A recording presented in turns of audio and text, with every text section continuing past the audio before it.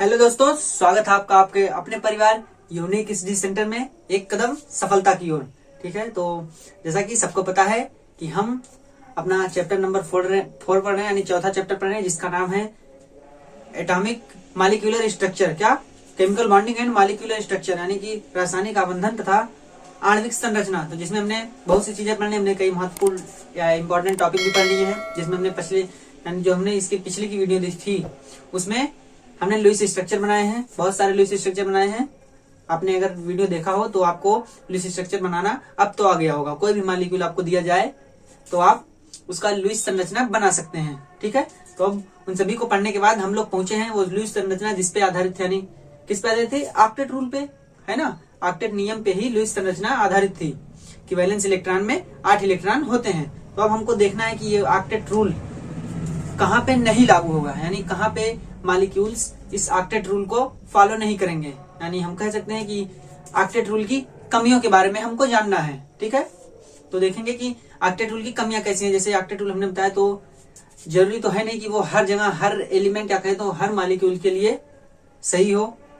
ठीक है, तो भाई कोई भी चीज परफेक्ट नहीं है, 100% परफेक्ट है नहीं, तो इसलिए वो भी हर जगह पे परफेक्ट नहीं है। वो मेनली बात करें तो वो सिर्फ सेकेंड पीरियड एलिमेंट्स के लिए, जो सेकेंड पीरियड के एलिमेंट होते हैं, सेकेंड पीरियड, उनके लिए वो फॉलो करता है, यानी उनके लिए वो लागू होता है और किसी के लिए जनरली लागू नहीं होता। जैसे बात करें तो किसके लिए लागू नहीं हो सकता? जिसके पास ऐसे ऑर्बिटल हो, यानी जिसके पास ऐसे सेल्स हो जिसमें 8 इलेक्ट्रॉन से ज्यादा होने की संभावना हो, है ना। जैसे हम ये सेकंड पीरियड की बात करें तो उसके पास सिर्फ 2 सेल था। अब 2 सेल में मैक्सिमम इलेक्ट्रॉन कितने होते हैं? 8। जबकि अगर हम तीसरे सेल में जाए तो तीसरे सेल के पास मैक्सिमम इलेक्ट्रॉन की संख्या, वायलेंस इलेक्ट्रॉन की संख्या कितनी होगी? तीसरा सेल यानी कि डी। तो हम डी में जाएंगे, डी सब सेल में, तो उसमें मैक्सिमम इलेक्ट्रॉन की संख्या होती है हमारी कितनी? 5 ऑर्बिटल होते हैं, जिसकी वजह से उसमें संख्या होती है 10, यानी 10 इलेक्ट्रॉन वो हो गए और उसके पहले 8 और, यानी तब 18 इलेक्ट्रॉन दिखा रहे हैं ना, है ना। तो वही बात की वहां पे अष्टक नियम फॉलो नहीं होता है। ठीक है, तो बात करें तो हमको पढ़ना है अष्टक नियम की कमियां, यानी हेडिंग हमारी है लिमिटेशंस ऑफ ऑक्टेट रूल। ठीक है, अष्टक नियम की सीमाएं।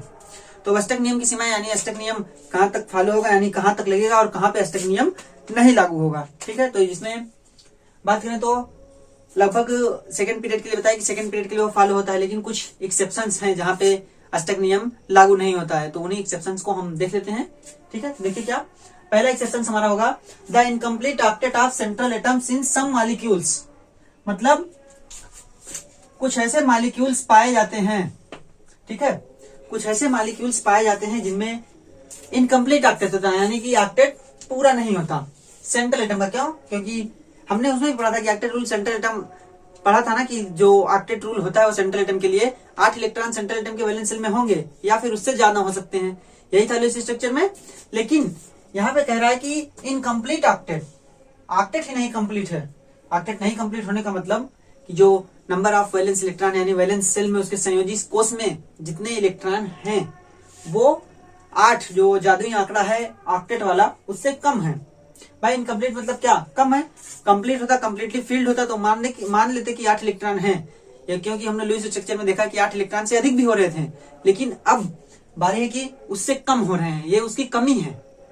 ठीक है, यानी मॉलिक्यूल्स में ऑक्टेट रूल ये फॉलो नहीं कर रहा है। तो देखेंगे कि कौन कौन से ऐसे मॉलिक्यूल्स हैं, है ना भाई, कौन कौन से ऐसे मॉलिक्यूल्स हैं जिनके लिए ये फॉलो नहीं होता। एक बार फिर से, the incomplete octet of central atoms in some molecules, मतलब ये अष्टक नियम की सीमा है कि कुछ ऐसे मॉलिक्यूल्स भी पाए जाते हैं जहां पे अष्टक नियम का पालन नहीं होता है। तो जैसे अब इसमें एग्जाम्पल की बात करें तो देखिए, एग्जाम्पल में हम इसमें ले सकते हैं LiCl, यानी लिथियम क्लोराइड। तो इसमें अष्टक नियम कैसे नहीं फॉलो हो रहा है देखेंगे। लिथियम का एटॉमिक नंबर होता है कितना? 3। तो इसमें वैलेंस इलेक्ट्रॉन हमारे कितने होते हैं? 1। तो इसका जब स्ट्रक्चर बनता है लिथियम का, Li और Cl में वैलेंस इलेक्ट्रॉन होते हैं कितने? हमने कल बहुत सारे स्ट्रक्चर बनाए तो उसमें हमने Cl भी शायद बनाया था। तो कितने इलेक्ट्रॉन होते हैं वैलेंस में? 7। तो Cl के पास 7 इलेक्ट्रॉन, देखिए 2, 2 4, 2 6 और 1 इलेक्ट्रॉन ये यहाँ पे साझा करेगा। ठीक है, और इसके पास कितना? लिथियम के पास वैलेंस शेल में सिर्फ 1 इलेक्ट्रॉन होता है। ठीक है, तो ये लिथियम का इलेक्ट्रॉन, ये वाला रेड वाला, और ये क्लोरीन का इलेक्ट्रॉन। तो कहने का मतलब क्या यहाँ पे अष्टक पूरा हो रहा है? मान लिया क्लोरीन का तो पूरा हो जाएगा, ठीक है, लेकिन क्या लिथियम का स्टक पूरा हो रहा है?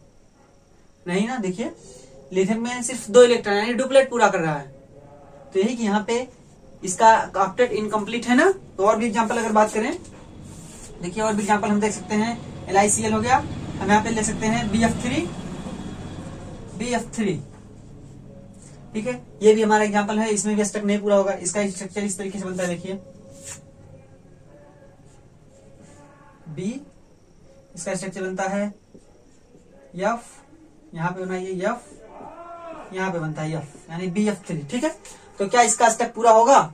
B का एटॉमिक नंबर होता है 3 4 5 होता है। तो इसमें इलेक्ट्रॉन की संख्या कितनी होती है? 3, यानी वैलेंस इलेक्ट्रॉन की संख्या इसमें होती है 3 इलेक्ट्रॉन होते हैं वैलेंस वाले।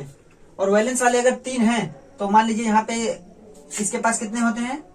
फ्लोरीन के पास 7, तो 7 अगर फ्लोरीन का दिखाते हैं, ठीक है,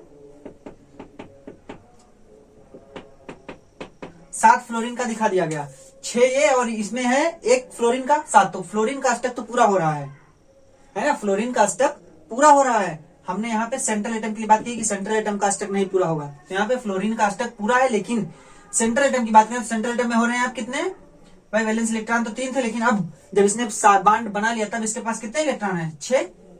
क्यों? क्योंकि एक बॉन्ड में 2 इलेक्ट्रॉन, ठीक है। तो ये भी इसका एग्जांपल होगा कि इसमें भी स्टक नहीं पूरा हो रहा है सेंट्रल एटम का।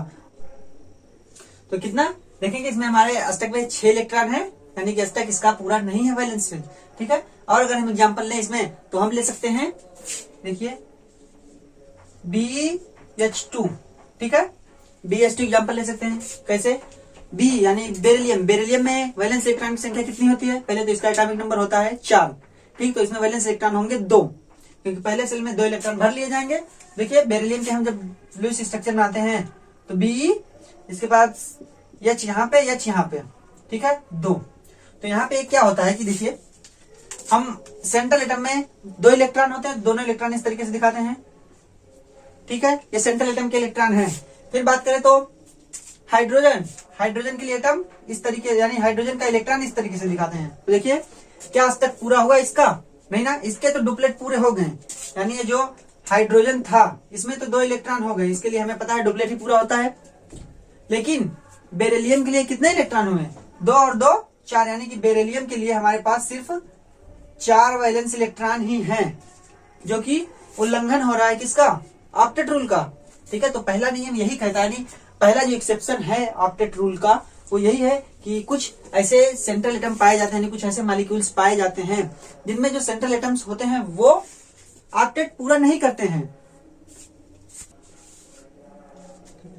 तो देखिए ये हुआ पहला नियम। इसमें आप और भी एग्जांपल लिखना चाहें तो और भी एग्जांपल आप लिख सकते हैं। जैसे मान लीजिए हम और एग्जांपल लिखे तो कितना हुआ? LiCl BF3 BH2, आप AlCl3 लिख सकते हैं, AlCl3 आप लिख सकते हैं, BCl3, ठीक है। ऐसे बहुत से एग्जांपल हैं जिनमें सेंट्रल एटम में मॉलिक्यूल का स्टक नहीं पूरा होता। भले ही आप टर्मिनल एटम का स्टक पूरा कर दीजिए, लेकिन जो सेंट्रल एटम होगा उसका स्टक हम नहीं पूरा कर सकते हैं, ठीक है। तो ये पहला एक्सेप्शन था स्टक नियम, यानी स्टक नियम में पहली सीमा ये थी स्टक नियम की, ठीक है। यहाँ पे स्टक नियम हमारा फेल होता है। फिर देखिए दूसरी बात करें, दूसरा कह रहा है कि the octet rule is not satisfied for molecules having odd number of electrons. मतलब ये जो ऑक्टेट रूल यानी अष्टक नियम है ये सेटिस्फाई नहीं होता है, यानी संतुष्ट नहीं होता है। किसके लिए? For molecules having odd numbers of electron, यानी ऐसे मॉलिक्यूल्स के लिए अष्टक नियम फॉलो नहीं होता है जिसके पास ऑड इलेक्ट्रॉन यानी विषम संख्या में इलेक्ट्रॉन्स हैं। कौन से इलेक्ट्रॉन? भाई हम संयोजी इलेक्ट्रॉन की बात कर रहे हैं, यानी वैलेंस शेल के इलेक्ट्रॉन की बात कर रहे हैं। तो वैलेंस इलेक्ट्रॉन के लिए ये है कि ऐसे मॉलिक्यूल्स जिनमें विषम संख्या में हमारे वैलेंस इलेक्ट्रॉन विषम संख्या में होते हैं उनमें अष्टक नियम का फॉलो यानी अष्टक नियम का सेटिस्फेक्शन नहीं होता है, यानी अष्टक नियम वहां पे संतुष्ट नहीं होता है। तो इसका एग्जांपल हम देखना चाहें तो इसके एग्जांपल में हम लिख सकते हैं, ठीक है। इसके एग्जांपल में भी आप लिख सकते हैं। देखिए मान लीजिए हम लेते हैं एग्जांपल, देखिए इसका, ठीक है। अभी देखेंगे हम कि इसमें किस तरीके से जो सेंट्रल एटम है इसका ऑड नंबर ऑफ इलेक्ट्रॉन होगा, ठीक है, यानी odd number of valence electron इसमें होगा। देखिए तो इसके लिए हम बनाए तो देख सकते हैं आप, ठीक है। देखिए इसमें कितने इलेक्ट्रॉन, भाई हमको पता है कि इसके साथ जब एक बॉन्ड होता है तो इसमें कितनी चीज होती है, 3 लोन पेयर और एक माइनस चार्ज। देखिए 3 लोन पेयर बनाते हैं, 3 लोन पेयर हुआ ये ऑक्सीजन पे, ठीक है। 3 लोन पेयर के बाद एक माइनस चार्ज भी है इस पे, ठीक। और इसके पास क्या होगा, इसके पास जब 2 बॉन्ड बनाता है तो 2 लोन पेयर होते हैं, कोई चार्ज नहीं, ठीक है, कोई चार्ज नहीं। फिर बात करें तो देखना है इसके पास कि क्या इसके पास अष्टक पूरा है या 8 नंबर में इलेक्ट्रॉन है, क्योंकि हमको क्या पढ़ने हैं, हम ऐसे रूल के बारे में पढ़ने हैं कि जिसमें सेंट्रल एटम के पास जो 8 नंबर ऑफ इलेक्ट्रॉन यानी वैलेंस सेल विषम संख्या में, वैलेंस इलेक्ट्रॉन विषम संख्या में। देखिए कितने इलेक्ट्रॉन है, अभी फिलहाल कितने इलेक्ट्रॉन है, 2, 2 4 और 2 6। लेकिन अगला इलेक्ट्रॉन इस पे आएगा ये, और इस पे आएगा एक प्लस चार्ज, ठीक है।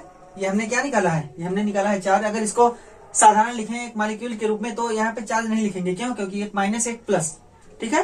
जबकि हमने ये चार्ज लिखा है जिसका मतलब हमने फॉर्मल आवेश की गणना की है, ठीक है। ये मॉलिक्यूल्स हो सकता है इसका एग्जांपल, क्यों, क्योंकि इसके पास कितने इलेक्ट्रॉन है, 7 इलेक्ट्रॉन है। वैलेंस सेल में देख रहे हैं आप 7 इलेक्ट्रॉन है, ठीक है। तो यहाँ पे भी अष्टक नियम हमारा फॉलो नहीं होता। आप दूसरा एग्जांपल भी लिख सकते हैं, जैसे देखिए इसको भी एग्जांपल के रूप में लिख सकते हैं। इस पे हम इलेक्ट्रॉन दिखाएं तब देखिए,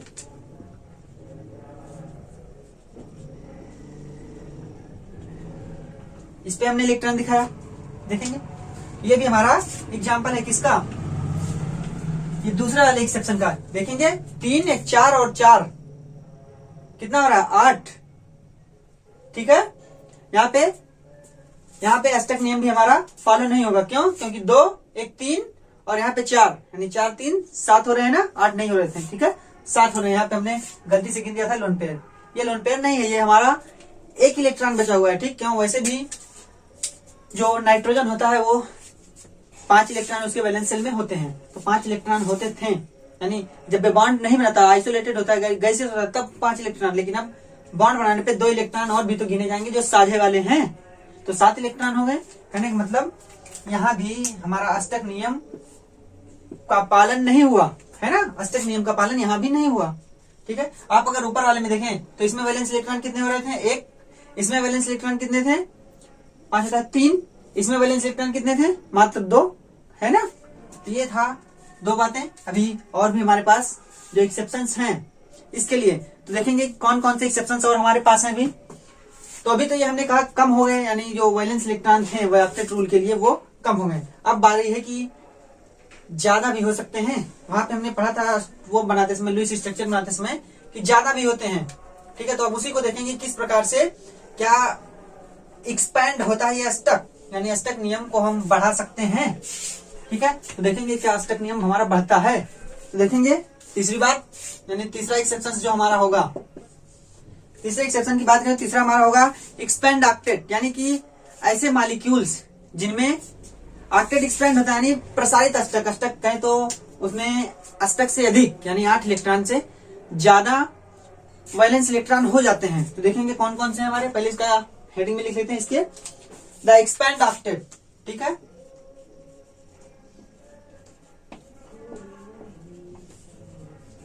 एक्सपेंडेड ऑक्टेट यानी कि कह सकते हैं कि ऐसे मॉलिक्यूल्स जहां पे हम अष्टक नियम को बढ़ा सकते हैं, यानी 8 इलेक्ट्रॉन से अधिक इलेक्ट्रॉन उसके वैलेंस सेल में कर सकते हैं, ठीक है, यानी एक्सपेंडेड ऑक्टेट। तो अब एक्सपेंडेड ऑक्टेट तो बात करें तो कुछ ऐसे मॉलिक्यूल्स जो पाए जाते हैं जिनमें वैलेंस इलेक्ट्रॉन में बॉन्ड बनाने के बाद नंबर ऑफ वैलेंस इलेक्ट्रॉन जो कि ऑक्टेट होने चाहिए वो नहीं होते, उससे अधिक हो जाते हैं। जिसमें हमने सल्फर को देखा था कि सल्फर 12 इलेक्ट्रॉन रख रहा था, सल्फर बनाता है 8 इलेक्ट्रॉन के साथ भी, यानी उसके वैलेंस सेल में 8 इलेक्ट्रॉन भी होते हैं, लेकिन वो 12 इलेक्ट्रॉन के साथ भी बना रहा था, ठीक है। तो जैसे इसमें तो बात करें तो कौन से ऐसे ऑर्बिटल होंगे, यानी कौन से मॉलिक्यूल्स, कौन से एलिमेंट होंगे जिनमें ये बात दिखाई जाएगी, जिनमें यह अष्टक नियम का एक्सपेंड दिखाया जाएगा।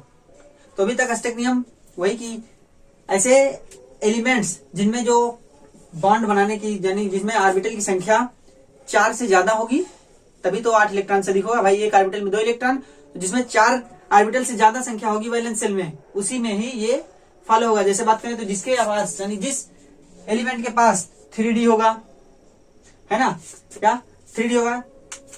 और बात करें इससे अधिक होगा, मान लीजिए 4s भी हो, ठीक है, तो 4s कहने का मतलब जब आगे जाएगा उससे और 3s 3p तक तो ठीक है, 3s 3p, लेकिन जब 3D जिसके पास आएगा उसमें तो ज्यादा संख्या होगी, 4s जिसके पास आएगा उसके पास और अधिक संख्या होगी, यानी और भी वैलेंस इलेक्ट्रॉन वो अपने पास रखेगा, कहने का मतलब यही है, ठीक है। तो ऐसी मॉलिक्यूल्स भी पाए जाते हैं, हमने सब जानते हैं कि 7 आवर्त होते हैं, तो दूसरे आवर्त के लिए फॉलो होता है अष्टक नियम, लेकिन तीसरे आवर्त में जब हम जाते हैं तो हमारे पास 3D ऑर्बिटल भी आता है, ठीक है। तो यही है, तो इसमें एग्जाम्पल हम देख सकते हैं, ठीक। तो बात करें 3D ऑर्बिटल कैसे काम करता है, 3D और 4s ऑर्बिटल कैसे काम करता है, तो वो भी बॉन्डिंग के लिए आवश्यक है ना, यानी वो भी उस समय जब हमारे कॉन्फ़िगरेशन में 3D और 4s ऑर्बिटल आएगा तो वो भी बॉन्डिंग के लिए उपलब्ध होगा भाई। उसमें भी हम इलेक्ट्रॉन को एक्साइट करा कर उसमें भेज करके बॉन्ड उससे बनवा सकते हैं, है ना। तो वही कि वहां पे अष्टक नियम एक्सपेंड हो जाता है, नहीं ये प्रसारित हो जाता है। तो देखिए जैसे इसका एग्जाम्पल हम लिखना चाहें तो हम लिख सकते हैं इसके एग्जाम्पल में PCl5 यानी फास्फोरस पेंटाक्लोराइड। तो फास्फोरस पेंटाक्लोराइड इसमें देखते हैं कि कितने इलेक्ट्रॉन हैं, किसमें, हमारे सेंट्रल एटम के वैलेंस शेल में। तो देखिए इसका स्ट्रक्चर हम बनाते हैं जब, तो ये इस तरीके से PCl और यहाँ पे Cl, ये है PCl5 का स्ट्रक्चर, ठीक है। आप इसको बना सकते हैं आराम से, और एक नीचे जाएगा। तो बताइए कितने क्लोरीन के पास मान लीजिए अष्टक पूरे हो जाते हैं, कैसे, क्योंकि क्लोरीन के पास वैलेंस शेल में 7 इलेक्ट्रॉन होते हैं और इसने एक बॉन्ड बना लिया तो 8 पूरे हो गए,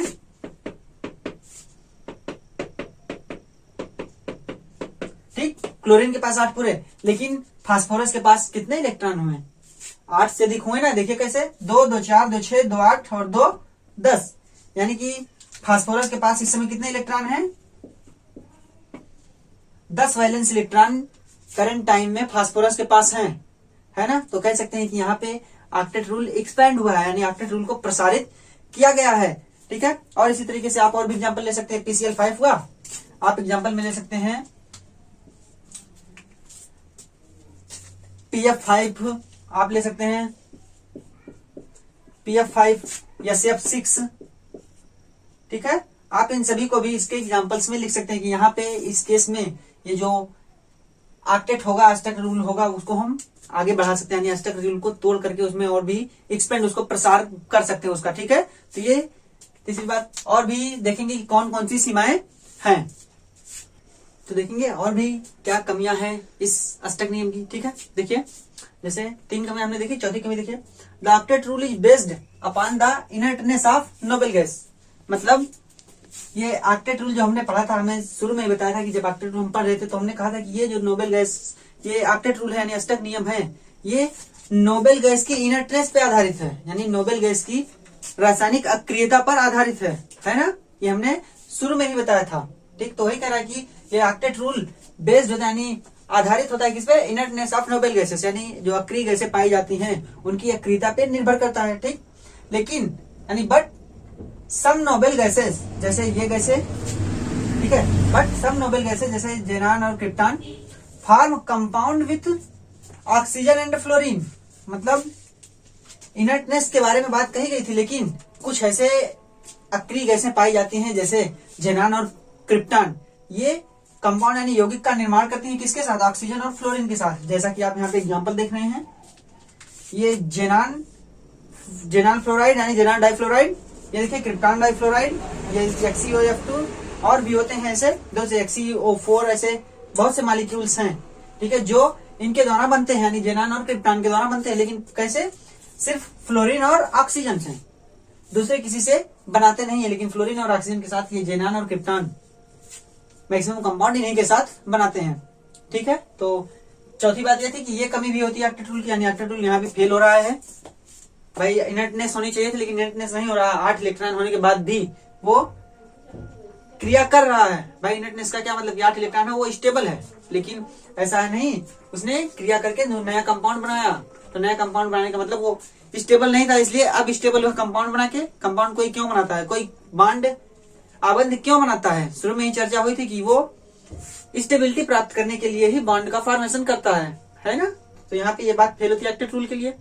अब देखिए अगली बात क्या है, this theory does not discuss about shape of molecules. मतलब this theory does not discuss about shape of molecules, यानी ये जो ऑक्टेट रूल की थ्योरी है, यानी ऑक्टेट रूल का सिद्धांत है, ये किसी भी परमाणु यानी किसी भी अणु के लिए उसके आकृति के बारे में नहीं बताता।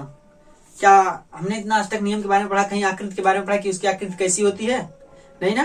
तो ये कह रहा है कि ये रूल यानी ये जो सिद्धांत है ये किसी मॉलिक्यूल के यानी किसी अणु की संरचना के बारे में नहीं बताता। संरचना कहे तो किसी अणु की ज्यामिति के बारे में, आकृति के बारे में नहीं बताता है। ठीक है, ये बात थी। और देखिए लास्ट पॉइंट इसका होगा यानी अष्टक नियम की last Seema, this theory does not explain the energy of molecules. आप इसको एनर्जी ऑफ मॉलिक्यूल्स बोल सकते हैं या स्टेबिलिटी या रिलेटिव स्टेबिलिटी ऑफ मॉलिक्यूल्स। ठीक है, कहने का मतलब ये थ्योरी यानी जो अष्टक सिद्धांत है ये किसी भी अणु की ऊर्जा के बारे में नहीं बताता है ना। अभी हमने कहीं पूरा पढ़ लिया लेकिन कहीं पर ऊर्जा के बारे में हमने नहीं पढ़ा कि अष्टक नियम में कहीं ऊर्जा के बारे में चर्चा की गई हो, नहीं पढ़ा है ना। तो कहने का मतलब यही कि अष्टक नियम का जो सिद्धांत है वो किसी अणु के लिए उसकी ऊर्जा के बारे में बात नहीं करता है। ठीक है, तो ये पूरा था अष्टक नियम का सीमा यानी अष्टक नियम की सीमाएं थी। अब हमको अगला टॉपिक अपना पढ़ना है जो कि बहुत ही बढ़िया टॉपिक होने वाला है।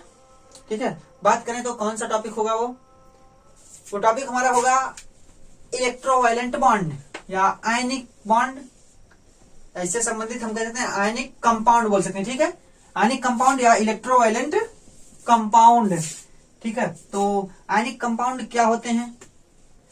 इलेक्ट्रोवायलेंट कंपाउंड या आयनिक कंपाउंड कह सकते हैं हम कि आयनिक यौगिक या वैद्युत इलेक्ट्रोवायलेंट यानी वैद्युत संयोजी आबंध। ठीक है, यानी वैद्युत संयोजी यौगिक बोल सकते हैं उसको। ठीक है, वैद्युत संयोजी यौगिक यानी इलेक्ट्रोवायलेंट बोल सकते हैं ना कि इलेक्ट्रोवायलेंट बॉन्ड। तो हम बात करेंगे एक और नए बॉन्ड की, यानी अभी हमने कोवेलेंट बॉन्ड पढ़ा है या कहें तो सात संयोजक आबंध, लेकिन अब एक नया बंध पढ़ेंगे और ऐसा बंध जो कि कहें तो सबसे मजबूत बंध होता है, यानी सबसे मजबूत स्ट्रॉन्गेस्ट बॉन्ड होता है सभी बॉन्ड्स में। जितने भी बॉन्ड्स पाए जाते हैं एटम्स के बीच उनमें सबसे मजबूत बंध जो होता है वो होता है आयनिक आबंध यानी आयनिक बॉन्ड, या जिसको हम बोलते हैं इलेक्ट्रोवायलेंट बॉन्ड या बोल सकते हैं वैद्युत संयोजी आबंध है। तो ये वैद्युत संयोजी आबंध जो होता है ये जितने भी बॉन्ड पाए जाते हैं कोई भी एटम हो किसी भी मॉलिक्यूल में, ठीक है, उनमें अगर वैद्युत संयोजी आबंध रहा तब वो सबसे स्ट्रांगेस्ट होगा यानी सबसे मजबूत कह सकते हैं। उस कंपाउंड्स के एटम्स को तोड़ने के लिए हमको ज्यादा एनर्जी की आवश्यकता पड़ेगी। ठीक है, तो क्यों? क्योंकि वो ज्यादा मजबूत होगा।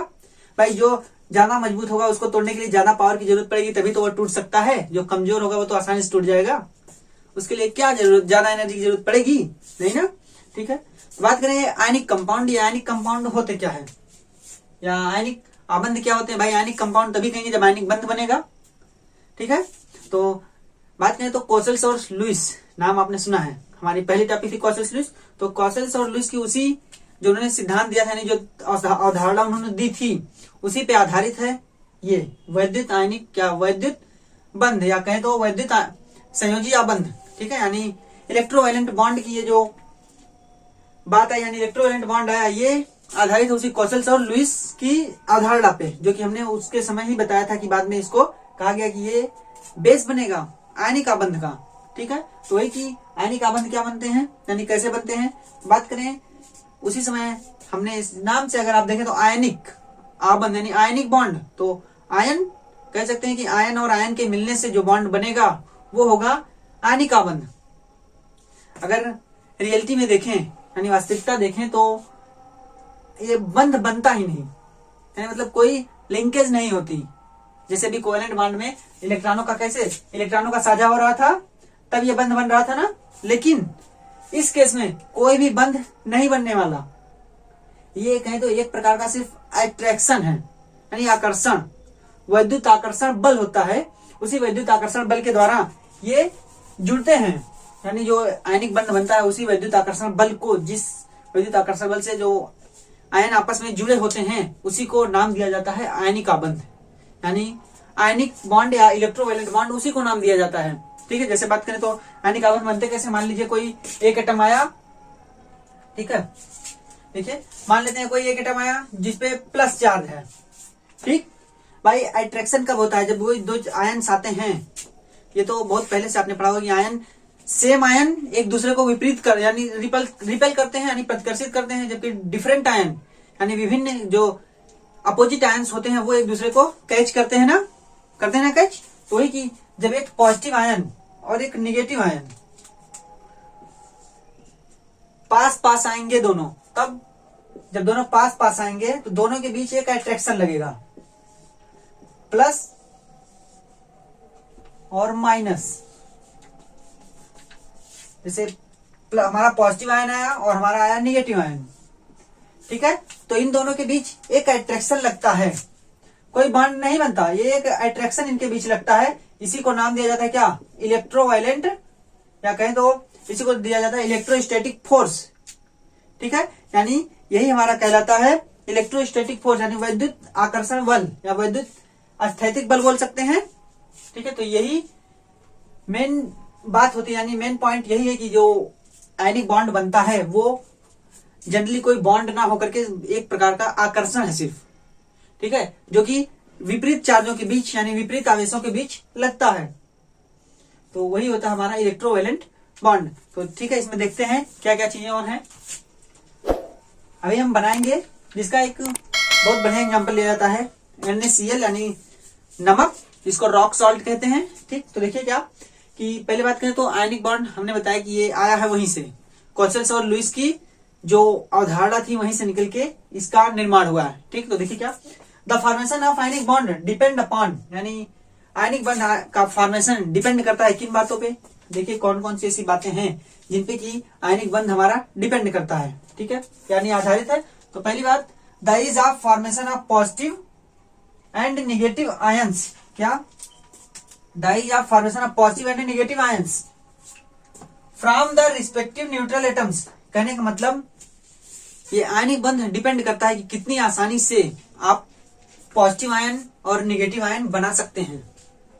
जितनी आसानी से आप पॉजिटिव आयन और निगेटिव आयन बनाएंगे उतनी ही जल्दी आप आयनिक बंध का निर्माण कर सकते हैं। जैसे बात करें तो और क्या कह रहे हैं कि the ease of formation of positive and negative ions from the respective neutral atoms, मतलब जो उदासीन परमाणु होंगे उनसे आप धनायन और ऋणायन किस तरीके से बना सकते हैं, यानी कितनी जल्दी आप बना सकते हैं, कितनी आसानी से आप धनायन और ऋणायन का फॉर्मेशन उस न्यूट्रल एटम से कर सकते हैं, वो ठीक है, उस पे आधारित होगा आयनिक बॉन्ड, ठीक। अब इसको दिखाते हैं, देखिए दूसरी बात क्या, the arrangement of positive and negative ions in the solid, मतलब अब पॉजिटिव और निगेटिव आयन का अरेंजमेंट यानी व्यवस्था किस प्रकार से वो किसी क्रिस्टल में, किसी सॉलिड यानी ठोस की क्रिस्टल में किस प्रकार से वो व्यवस्थित होंगे, ठीक है, वो भी डिपेंड करता है इस आयनिक बॉन्ड पे। यानी आयनिक बॉन्ड डिपेंड करता है इस पे कि वो किस तरीके से उस सॉलिड में उपस्थित है, यानी सॉलिड के यूनिट सेल, ठीक है, यूनिट सेल में किस प्रकार से व्यवस्थित हैं आयंस, ठीक। और क्या, that is the lattice of crystalline compound, मतलब लैटिस मतलब होता है जालक, ठीक। तो कहने का जालक ऑफ द क्रिस्टलाइन कंपाउंड यानी क्रिस्टलीय यौगिक के जालक पे निर्भर करता है, ठीक है। कहने का मतलब यही कि आयनिक बॉन्ड निर्भर करता है क्रिस्टलीय यौगिक के जालक पे, यानी उसका जो क्रिस्टलीय यौगिक है उसका जालक कैसा है, यानी उसमें अरेंजमेंट कैसा है, ठीक है। तो जालक को यूनिट सेल बोल सकते हैं, यूनिट सेल। तो यूनिट सेल में अरेंजमेंट जैसा होगा उसी तरीके से उसके पूरे सॉलिड में जिस तरीके से यूनिट सेल छोटी इकाई जिस तरीके से अरेंज होगी उसी तरीके से पूरी बड़ी इकाई भी अरेंज होगी, है ना। तो कहने मतलब इन्हीं दोनों बातों पे इस आयनिक बॉन्ड का फॉर्मेशन डिपेंड करता है कि कितनी आसानी से आप धनायन और ऋणायन बनाएंगे और फिर ये अरेंज कितनी आसानी से होगा, ठीक है। और बात करें तो इसमें यानी आयनिक कंपाउंड बनने में जो इलेक्ट्रॉन होता है उसका पूर्ण ट्रांसफॉर्मेशन होता है, यानी पूर्ण ट्रांसफर बोल सकते हैं, पूर्ण ट्रांसफर होता है, यानी पूर्ण प्रतिस्थापन होता है। वो एक कंपाउंड जहां से धनायन का निर्माण हो रहा है वहां से इलेक्ट्रॉन निकल करके निगेटिव वाले यानी जो निगेटिव आयंस का निर्माण होगा उसमें सीधे चला जाएगा, तब जाके वहां पे निगेटिव आयन का निर्माण करेगा। और जब ऐसी केस बनेगी तब निगेटिव आयन और धन आयन दोनों के बीच में अट्रैक्शन होगा, ठीक है, दोनों के बीच में अट्रैक्शन होगा, तो उसी अट्रैक्शन को नाम दे दिया जाता है आयनिक बॉन्ड, यानी कि आयनिक कंपाउंड का फॉर्मेशन तब हो जाता है। तो देखेंगे हम इसको एक साधारण से एग्जाम्पल, जनरल एग्जाम्पल के थ्रू इन बातों को समझ सकते हैं। आप एक बार फिर से देख लीजिए, is of positive and negative ion, यानी पॉजिटिव और धनायन और ऋणायन का फॉर्मेशन जितनी जल्दी से होगा। और फिर lattice of the crystalline compound, यानी उस क्रिस्टलीय यौगिक का जो जालक है वो किस प्रकार का है, उस पर निर्भर करेगा आयनिक बॉन्ड का बनना। ठीक है, तो देखेंगे हम किस तरीके से हम आयनिक बंध का निर्माण कराते हैं। और बात करें तो इलेक्ट्रोवायलेंट बॉन्ड बनेगा किनके बीच। ठीक है, अभी देखेंगे हम पहले एक जनरल सा एग्जांपल ले लेते हैं। जनरल सा एग्जांपल की बात करें तो मान लीजिए हमने कोई लिया, ठीक है, यम, यानी इसको कुछ भी मान लीजिए, कुछ भी आप मान सकते हैं। ठीक है, गैसियस एटम होगा, ठीक, सॉलिड नहीं, अभी ये गैसियस एटम है, क्योंकि भाई गैसियस होगा तभी तो हम वहां से इलेक्ट्रॉन का निकालेंगे या इलेक्ट्रॉन उसमें जोड़ेंगे। तो पहले इससे इलेक्ट्रॉन हम क्या करते हैं, इससे इलेक्ट्रॉन हम पहले निकालते हैं। ठीक है, ये गया, तो इसके बाद यहां से इलेक्ट्रॉन निकला तो क्या बना, ये भी गैसियस ही रहेगा, लेकिन इलेक्ट्रॉन निकल गया। ठीक है, तो इस पे क्या चार्ज आएगा भाई, इलेक्ट्रॉन जब किसी एटम यानी किसी परमाणु से इलेक्ट्रॉन बाहर निकलता है तब उस पे चार्ज क्या आता है, उस पे चार्ज आता है प्लस। ठीक है, कहने का मतलब ये हमारा बन गया कैटायन, कैटायन, या जिसको हम बोल सकते हैं क्या, धनायन, ये हमारा निकल गया धनायन। ठीक है, अब धनायन तो बन गया, जितनी आसानी से आप बना ले जाए उतना ही बढ़िया होगा। धनायन हमारा बना, अगली बात, धनायन बनने के बाद हमको बनाना है क्या, ऋणायन भी तो बनाना है, क्योंकि अगर धनायन और ऋणायन नहीं बनेगा तो आयनिक फॉर्मेशन नहीं होगा, यानी आयनिक बॉन्ड का फॉर्मेशन नहीं होगा। तो चलिए ऋणायन के लिए चलते हैं।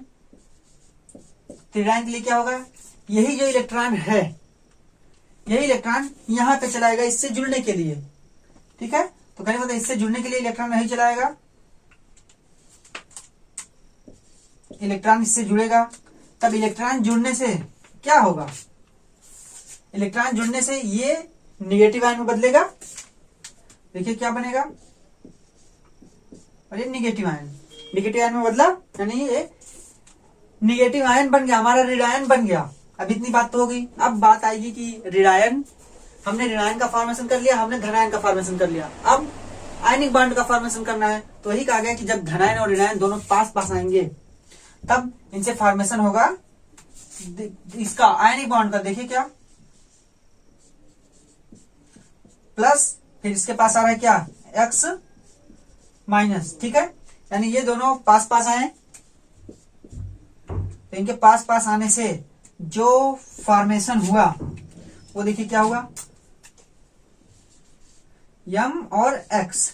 अब ये क्या हो गया, सॉलिड, यानी कि अब ये स्टेबल स्टेट में आ गया ना, फॉर्मेशन हुआ तब जाके ये सॉलिड बन गया। तो कहने का मतलब ये हमारा आयनिक कंपाउंड बन गया। क्या बोल सकते हैं इसको,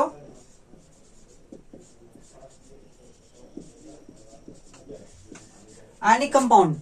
ठीक है, तो इसको हम ऐसे भी लिख सकते हैं, या फिर एक तरीका और है इसको दिखाने का, आप या फिर इसको इस तरीके से लिख सकते हैं।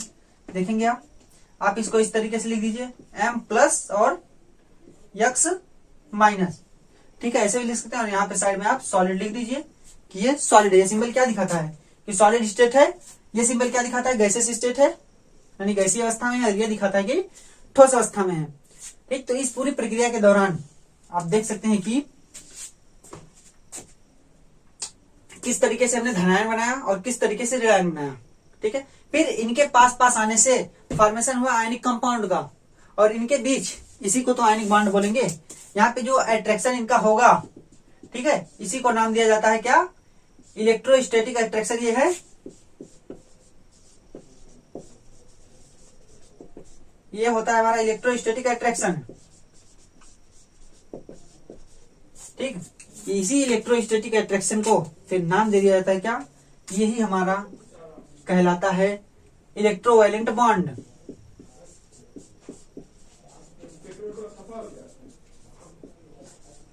इलेक्ट्रोवायलेंट बॉन्ड, या फिर बोल सकते हैं इसको आयनिक बॉन्ड। ठीक है, तो ये पूरी प्रक्रिया है वैद्युत संयोजी आबंध बनाने की। ठीक है, देख सकते हैं आप पूरा, ये अट्रैक्शन ही है, सिर्फ इलेक्ट्रोस्टैटिक अट्रैक्शन धनायन और ऋणायन के बीच में। ठीक है, इसी से बनता है इलेक्ट्रोवायलेंट बॉन्ड। आप ये पूरी बात देख सकते हैं। और बात करें तो आपको पता है कि ये क्रिया हमेशा किस में होती है, यानी इलेक्ट्रॉन का निकलना क्या कहलाता है, आयोनाइजेशन यानी जिसको हम बोलते हैं आयनीकरण, आप इसको भी लिख सकते हैं। ये प्रक्रिया हमारी कहलाती है आयोनाइजेशन।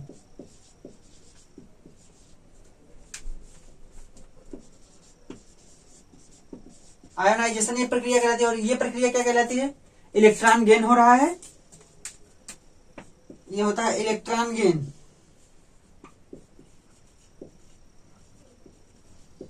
इलेक्ट्रॉन गेन, तो बारी आएगी कि इलेक्ट्रॉन गेन और आयोनाइजेशन में एनर्जी किस प्रकार से दी जाती है या ली जाती है, कौन सी क्रिया उष्माशोषी होती है और कौन सी क्रिया उष्माक्षेपी होती है। अब ये उष्माशोषी और उष्माक्षेपी मतलब क्या?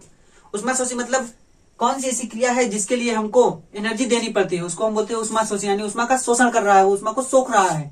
ठीक है, तो आप ध्यान देंगे तो इसमें वैसे तो ये अपने आप से इलेक्ट्रॉन निकालेगा नहीं, तो इसमें इलेक्ट्रॉन निकालने के लिए हमको एनर्जी देनी पड़ेगी। तो कहने का मतलब ये कौन सी क्रिया हुई? ये हुई हमारी एंडोथर्मिक। एंडोथर्मिक, एंडोथर्मिक है जिसको बोलते हैं उष्माशोषी। क्या? उष्माशोषी प्रक्रिया। ये वाली हमारी हुई उष्माशोषी प्रक्रिया। ठीक है, इसमें हमने एनर्जी दी, तब इससे इलेक्ट्रॉन का यानी इस एटम का आयनन हुआ और इससे इलेक्ट्रॉन बाहर हुआ, इसको बोलते हैं उष्माशोषी क्रिया। और फिर यहाँ पे जब इलेक्ट्रॉन जुड़ा, हमको पता है जब इलेक्ट्रॉन जुड़ता है तो वहां से कुछ एनर्जी रिलीज होती है। एनर्जी रिलीज होती है तो कहीं कहीं पे एनर्जी हमको देनी भी पड़ती है इलेक्ट्रॉन को जोड़ने के लिए। ठीक है, तो यहाँ पे ध्यान दीजिएगा, यहाँ पे तो हर हाल में यहाँ पे एनर्जी देनी ही पड़ेगी, यानी यहाँ पे एनर्जी का मान हर समय पॉजिटिव ही होगा। ठीक है, यानी हर समय जब भी आप कोशिश करेंगे यहाँ पे मान एनर्जी का पॉजिटिव ही होगा, लेकिन यहाँ पे पॉजिटिव और नेगेटिव दोनों हो सकता है। तो कौन सी प्रक्रिया ये हमारी? ये हमारी एक्सोथर्मिक। एक्सोथर्मिक है जिसको बोलते हैं उष्माक्षेपी। क्या? उष्माक्षेपी प्रक्रिया। ठीक है, यानी इंडोथर्मिक एक्सोथर्मिक प्रोसेस। ठीक है, तो ये बात है, ये इंडोथर्मिक होता है, ये एक्सोथर्मिक, तब जाके हमारा इलेक्ट्रोवायलेंट का निर्माण होता है। ठीक, बात करें इतनी बातों को समझने के बाद, यानी इतनी बातों को समझने के बाद हम आगे चलते हैं कि किस तरीके से अब आयनिक बॉन्ड किस प्रकार से बनेगा। ठीक है, तो बात करें तो हम एनर्जी की बात कर सकते हैं, यानी एनर्जी, यहाँ पे बात होगी एनर्जी की कि क्यों? क्योंकि यहाँ पे एंथैल्पी निकली, हमारी एंथैल्पी कितनी होगी? यहाँ पे हमारी जो एंथैल्पी होगी यानी एनर्जी जो होगी, एनर्जी चेंज, उसी को एंथैल्पी बोलते हैं, एनर्जी चेंज। तो जो यहाँ पे एंथैल्पी होगी वो पॉजिटिव होगी या निगेटिव? यहाँ पे हम एनर्जी दे रहे हैं, कहने मतलब यहाँ पे एंथैल्पी चेंज पॉजिटिव होगी, और यहाँ पे एंथैल्पी चेंज पॉजिटिव भी हो सकती है और निगेटिव भी हो सकती है। ठीक है, तो इतनी बातों को देखिए। अब इसके बाद अगली बात हम देखते हैं कि अगले यानी आगे हम क्या करने वाले हैं, इसके बाद हम क्या अपने नोट्स में लिख सकते हैं। ठीक है, तो उन सब बातों को ध्यान में रखने के बाद यानी उन सब बातों को देखने के बाद अब बात आएगी कि कहाँ पे फॉर्मेशन यानी इलेक्ट्रोवायलेंट बॉन्ड का फॉर्मेशन यानी आयनिक बंध का फॉर्मेशन कहाँ पे आसानी से होगा, किन एलिमेंट्स यानी कौन कौन से ऐसे तत्व पाए जाएंगे, यानी कौन से तत्व ऐसे होंगे जिसमें आसानी से आयनिक बंध का निर्माण किया जा सकता है। तो देखिए क्या कहने मतलब, the ionic bonds will be formed, the ionic bond will be formed more easily, यानी ज्यादा आसानी से बनेंगे between elements with comparatively low. देखिए elements with comparatively low ionization enthalpies, कहने का मतलब ऐसे तत्व, क्या ऐसे तत्व जिस यानी the ionic bonds will B form, यानी जो आयनिक बंध बनेगा वो ऐसे तत्वों के बीच में ज्यादा आसानी से बनेगा जिनमें elements with comparatively low ionization enthalpies, यानी तुलना कहे तो लो आयोनाइजेशन एनर्जी रखेगी, यानी लो आयोनाइजेशन एंथैल्पी होगी। जैसे मान लीजिए कई कंपाउंड दे दिए जाए यानी कई एलिमेंट्स दे दिए जाए, तो उसमें से जिसका आयोनाइजेशन लो होगा, ठीक है, जिसका आयोनाइजेशन एंथैल्पी लो होगा, यानी जिसको कम ऊर्जा देनी पड़ेगी इलेक्ट्रॉन को निकालने के लिए, ठीक है, उसमें ये फॉर्मेशन ज्यादा तेजी से होगा। और देखिए क्या, वो तो सिर्फ धनायन बनाएगा, भाई इलेक्ट्रॉन निकालेगा, आयोनाइजेशन क्या इलेक्ट्रॉन निकाला धनायन बनाया, और एलिमेंट्स विथ कंपैरेटिवली हाई, देखिए comparatively high negative value of electron gain enthalpy,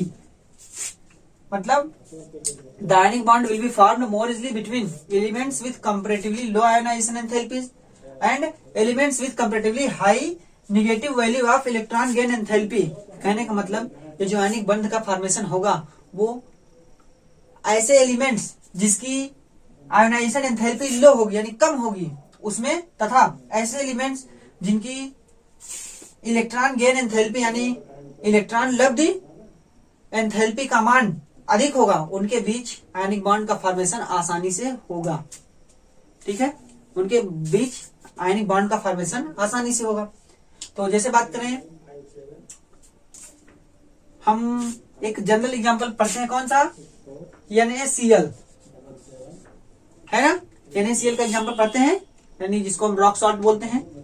ठीक, तो इनके बीच में आयनिक बॉन्ड आसानी से क्यों बन जाता है?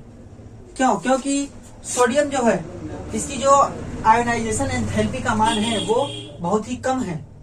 भाई उसके लास्ट सेल में एक इलेक्ट्रॉन सिर्फ है, इसका एटॉमिक नंबर होता है 11, तो लास्ट सेल में सिर्फ एक इलेक्ट्रॉन, उसको आप आसानी से हल्की सी ऊर्जा दे दीजिए तो वो इलेक्ट्रॉन बाहर हो जाएगा। तो कहने तो इलेक्ट्रॉन के बाहर होने से क्या होगा, जितनी आसानी से बाहर हो गया वही उसकी लो आयोनाइजेशन एंथैल्पी हो गई। भाई आयोनाइजेशन एंथैल्पी का मान कम होने का मतलब कि हल्की सी एनर्जी पे इलेक्ट्रॉन बाहर हो जाए। ठीक है, उसी तरीके से क्लोरीन क्यों होगा? तो बात की गई है कि high negative value of electron gain enthalpy, यानी जो इलेक्ट्रॉन को प्राप्त करने की ऊर्जा है वो ज्यादा नेगेटिव हो, यानी अत्यधिक नेगेटिव हो। इसको अगर दूसरे शब्दों में बात करें तो इलेक्ट्रॉन एफिनिटी बोलते हैं इसको, इलेक्ट्रॉन एफिनिटी। ठीक है, इलेक्ट्रॉन एफिनिटी तो कह सकते हैं कि हाई इलेक्ट्रॉन एफिनिटी हो। ठीक, क्या, हाई इलेक्ट्रॉन एफिनिटी यानी इलेक्ट्रॉन को ग्रहण करने की क्षमता अधिक हो।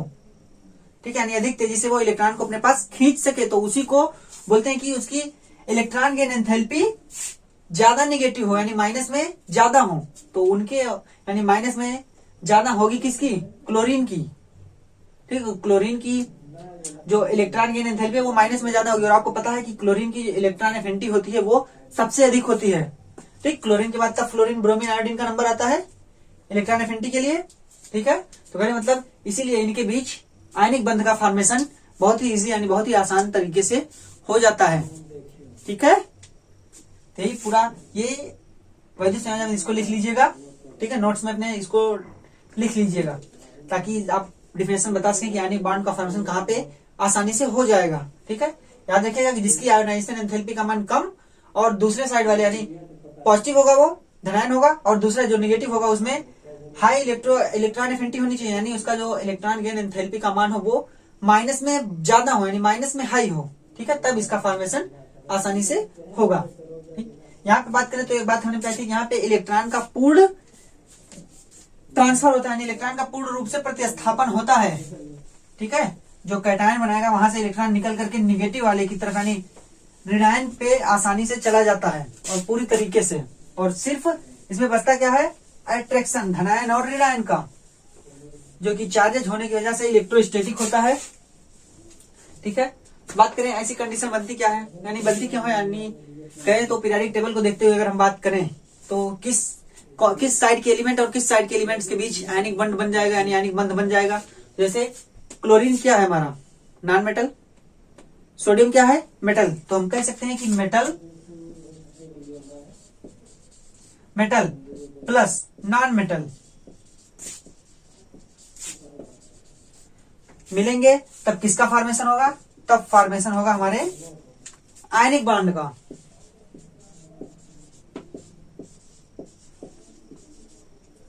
ठीक, यानी जब धातु और अधातु के बीच में क्रिया होगी, क्या इसको बोलते हैं धातु,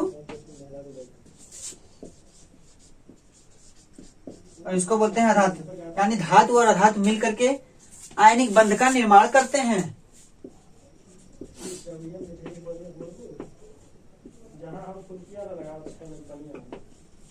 करने मतलब जब भी आयनिक बंध बनेगा तो वहां पे एक हमारा धातु होगा और अगला हमारा होगा अधातु। जैसे अब यहाँ से बात करें, ठीक है, इसको देखें तो इसमें जब एक बनता है Na+, ये भी गैसीय एटम, और क्लोरीन माइनस, ये भी होता है हमारा गैसीय एटम। ठीक, जब ये मिलके बनाते हैं किसको, यानी Cl को, तब क्या होती है, देखिए बात करें ये इस समय किस स्टेट में है, क्या स्टेबल है, नहीं। अगर ये स्टेबल होते हैं तो यहाँ पे हम क्या लिखते हैं, यहाँ पे हम लिख देते हैं सॉलिड, यानी कि वो सॉलिड हो गया। तो अभी तो ये अनस्टेबल है, अभी की केस में ये अनस्टेबल है। आप दोनों को ले सकते हैं कि दोनों अनस्टेबल हैं, तभी तो क्रिया करें। भाई स्टेबल होंगे तो आपस में जुड़ेंगे क्यों, क्यों बॉन्ड बनाएंगे।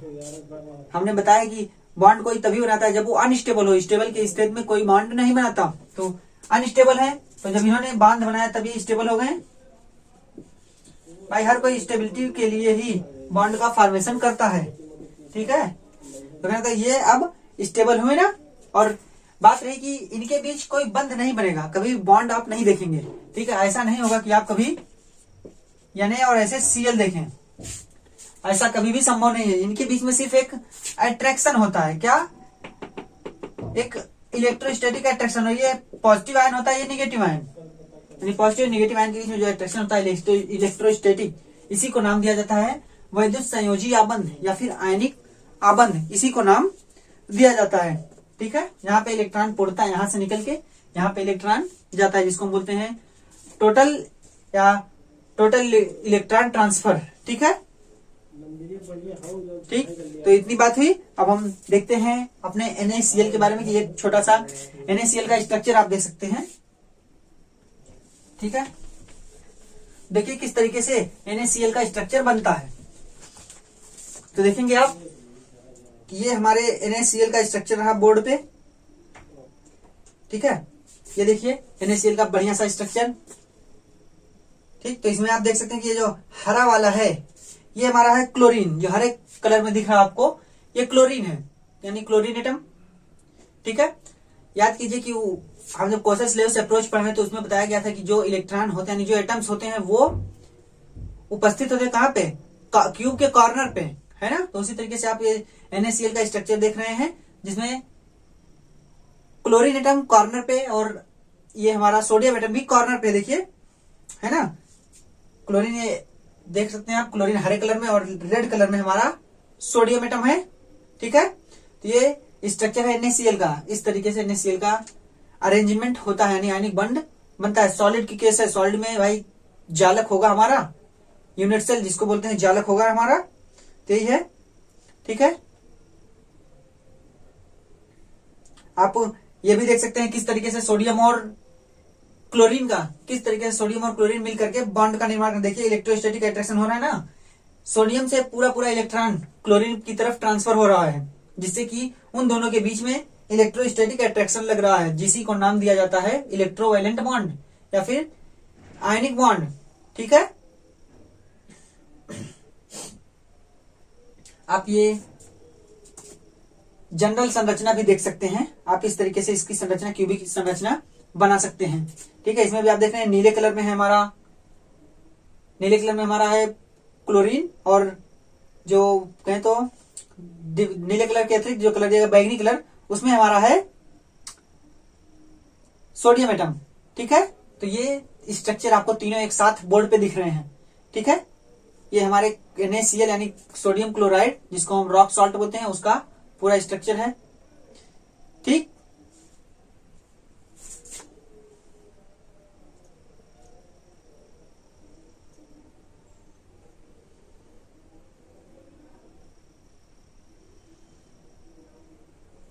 ठीक है, तो आप इस स्ट्रक्चर में देख सकते हैं कि जो ये हमारा आयनिक कंपाउंड है NaCl, इसमें सभी 3D फॉर्म में है, या ये क्यूब जो है वो 3D स्ट्रक्चर होता है, क्यूब 3D स्ट्रक्चर होता है, घन, तो ये क्यूब रूप है, यानी घन में, यानी 3 डायमेंशन, यानी तीनों त्रिविम संरचना में व्यवस्थित है ना। सभी इलेक्ट्रॉन या कहें तो सभी एटम त्रिविम संरचना में व्यवस्थित है NaCl, यानी किसी भी आयनिक कंपाउंड में जो भी हम लेंगे उसमें जो उसके एटम्स होंगे वो त्रिविम संरचना 3 डायमेंशनल में उपस्थित होंगे, अरेंज होंगे, ठीक है।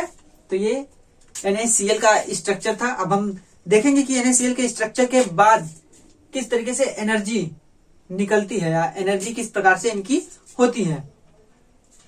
तो देखेंगे कि इस यानी कंपाउंड की स्टेबिलिटी के बारे में बताया गया है।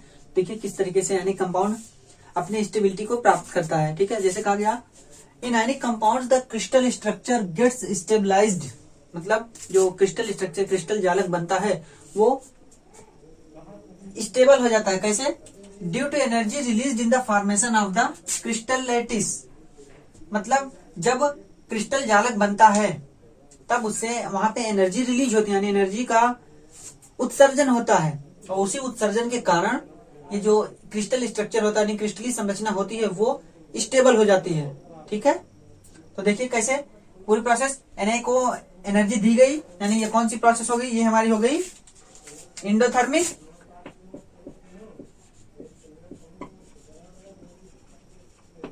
इंडोथर्मिक, इसको एनर्जी इतनी दी गई 495.8 किलो जूल पर मोल। ठीक है, दी गई एनर्जी, यानी इसके एक मोल को तोड़ने के, यानी एक मोल को आयनित करने के लिए, आयन बनाने के लिए एक मोल का इतनी एनर्जी दी गई। ठीक, जिससे सोडियम आयन बना और इलेक्ट्रॉन बाहर हुआ। ठीक है, तो ये इंडोथर्मिक प्रोसेस, क्योंकि इसको एनर्जी दी गई। अगली बात, क्लोरीन था एटम, वो इलेक्ट्रॉन इसमें आके जुड़ा, जिसकी वजह से यहाँ पे एनर्जी निकली है। देखिए, तो इसको बोलते हैं एक्सोथर्मिक।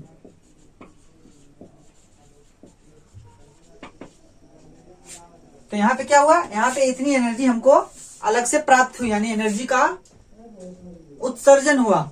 ठीक है, लेकिन यहाँ के केस में हमने एनर्जी दी थी, यानी एनर्जी का अवशोषण हुआ था, इसलिए इसको बोलते हैं उष्मा शोषी और इसको बोलते हैं उष्मा क्षेपी।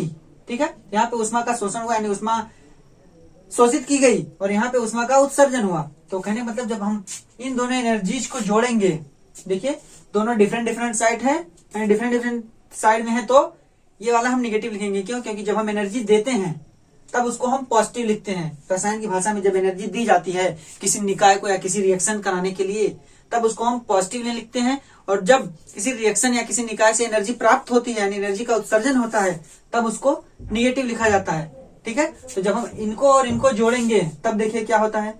क्यों? क्योंकि हमको स्टेबिलिटी प्राप्त करनी है। कैसे? जो क्रिस्टल लैटिस होता है उसकी एनर्जी ज्यादा होती है। क्यों ज्यादा? मतलब जब वो फॉर्मेशन होता है तो वहां से एनर्जी ज्यादा निकलती है।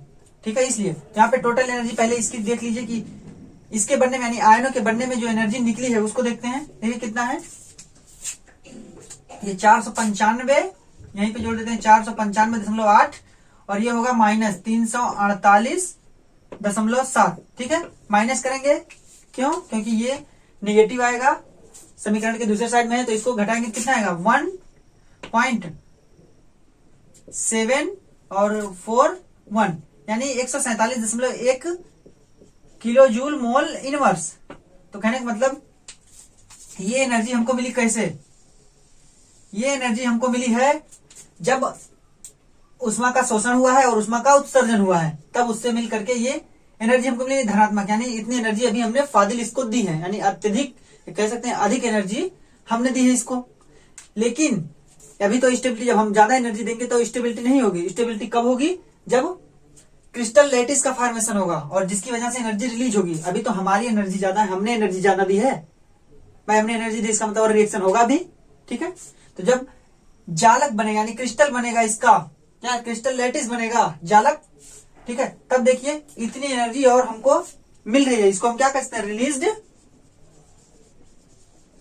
Released energy. ठीक है, कहने का मतलब इस क्रिस्टल जालक के बनने के कारण, यानी क्रिस्टल लैटिस के बनने के कारण इतनी एनर्जी और भी हमको रिलीज हो रही है।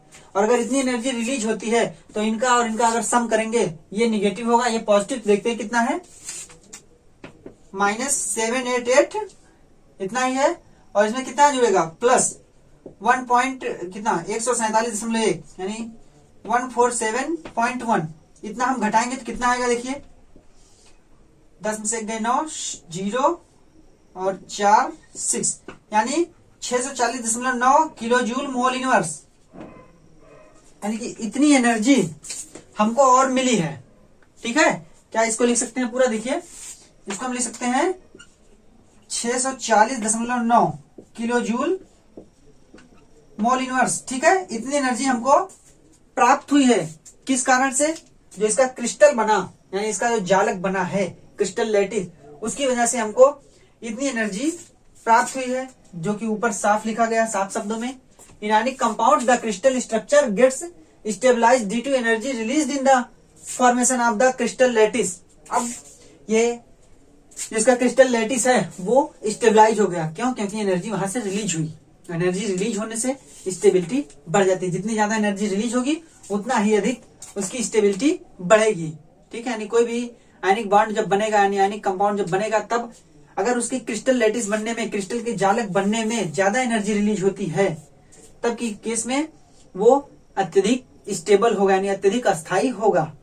ठीक है, ये पूरी बात देख सकते हैं आप। ठीक, तो इन पूरी बातों को ध्यान से देखने के बाद, यानी देखने के बाद हम कह सकते हैं कि जो एनर्जी रिलीज है, ठीक है, जो एनर्जी रिलीज है वो अधिक है। किससे? जो दी गई एनर्जी, हमने सिर्फ इतनी एनर्जी दी थी, ठीक है, 495.8 किलो जूल पर मोल एनर्जी हमने दी थी, जबकि हमको अधिक एनर्जी मिल कितनी रही, इतनी अधिक एनर्जी हमको प्राप्त हो रही है। ठीक है, इसी वजह से इसकी स्टेबिलिटी होती है।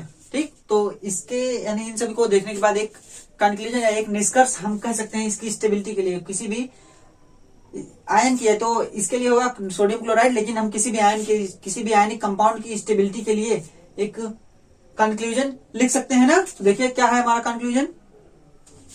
तो उतना सब कुछ देखने के बाद हम एक कंक्लूजन पे पहुंचे हैं कि किसी आयनिक कंपाउंड की स्टेबिलिटी को हम डिफाइन कैसे कर सकते हैं, यानी उसके स्टेबिलिटी के बारे में बता क्या सकते हैं। देखिए क्या, अ qualitative measure of the stability of an ionic compound is provide by it's enthalpy of lattice formation.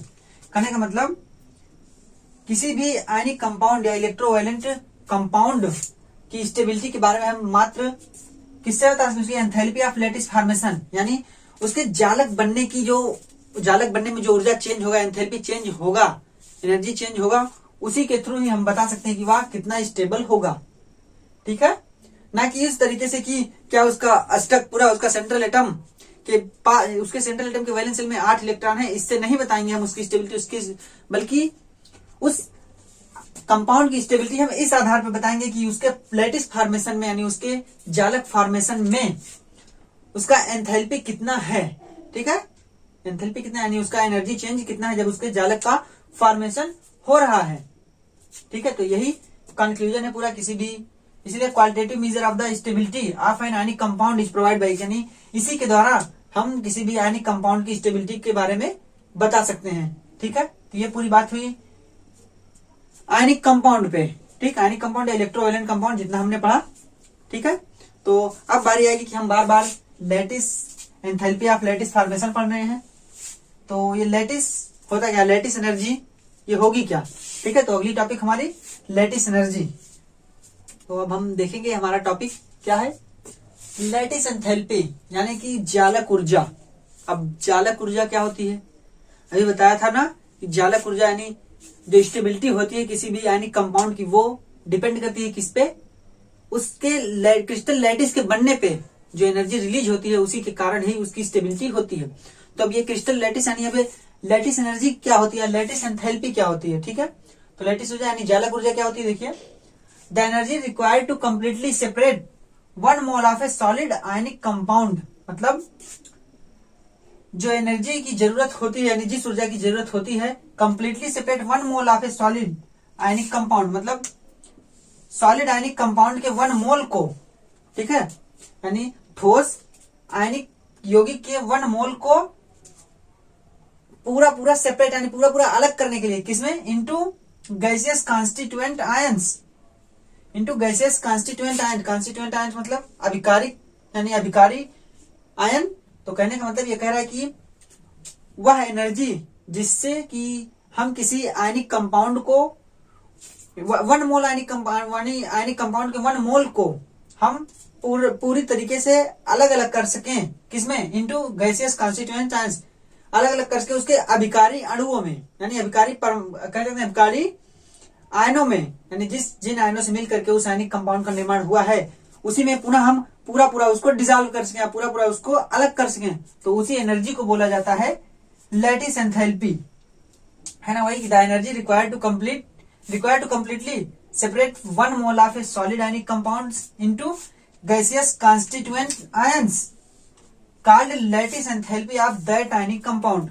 मतलब अगर सीधे सीधे कहें तो कहने का मतलब कि किसी कंपाउंड के 1 मोल को उसके अभिकारी अणुओं में अलग अलग, पूरी तरीके से अलग अलग तोड़ने में जो एनर्जी जरूरत होती है, यानी जिस एनर्जी की जरूरत हमको होती है, उसी को नाम दिया जाता है लैटिस एंथैल्पी, यानी कि जालक ऊर्जा। ठीक है, तो उसी को जालक ऊर्जा नाम दिया जाता है। इसका एग्जाम्पल देख लीजिए, ये NaCl है, यह है एग्जाम्पल। NaCl यानी कि रॉक सॉल्ट। तो रॉक सॉल्ट को लैटिस एंथैल्पी यही है हमारी, देखिए इसकी जो लैटिस ऊर्जा यानी जालक ऊर्जा है 788 किलो जूल पर मोल। यानी ये एनर्जी दे करके हमने इस NaCl को जो कि 1 मोल था अलग अलग तोड़े, किसमें Na प्लस 1 मोल और क्लोरीन यानी Cl माइनस 1 मोल, यानी कि पूरी तरीके से वो अलग अलग हो गए। अब इनके बीच में कोई अट्रैक्शन नहीं है, ठीक है। कहने को मतलब इतनी ही एनर्जी की जरूरत हमको पड़ी इस NaCl के 1 मोल को अलग अलग तोड़ने में, ठीक है, जिससे कि इसके अभिकारी अणु जिनसे मिलके NaCl का निर्माण हुआ था वो पूर्णतः अलग अलग टूट चुके हैं, यानी अलग अलग हो चुके हैं, उनमें कोई भी लिंकेज या कोई भी अट्रैक्शन अब नहीं बचा है, ठीक है। तो इसीलिए इसी एनर्जी को कहा जाता है जालक ऊर्जा, ठीक है। तो ये भी संबंधित है आयनिक कंपाउंड में ही, ठीक, आयनिक कंपाउंड से, क्योंकि हम आयनिक कंपाउंड पढ़ते वक्त कई बार लेटिस सुन रहे थे, यानी जालक के बारे में कई बार हमने सुना, ठीक है। तो उसी से संबंधित था जालक ऊर्जा। अब उस जालक की ऊर्जा कितनी थी, हो गया, ठीक है। तो ठीक है, इस वीडियो में बस इतना ही। उम्मीद करता हूं कि आपको वीडियो अच्छी लगी होगी, ठीक, अच्छी लगी हो तो आप वीडियो को लाइक कीजिएगा, लोगों तक शेयर कीजिएगा, और चैनल पे अगर आप नए हो तो हमारे चैनल को सब्सक्राइब कीजिए। तो चलिए मिलते हैं अपने अगली वीडियो में इसके अगले टॉपिक के साथ, ठीक है। तो तब तक के लिए धन्यवाद।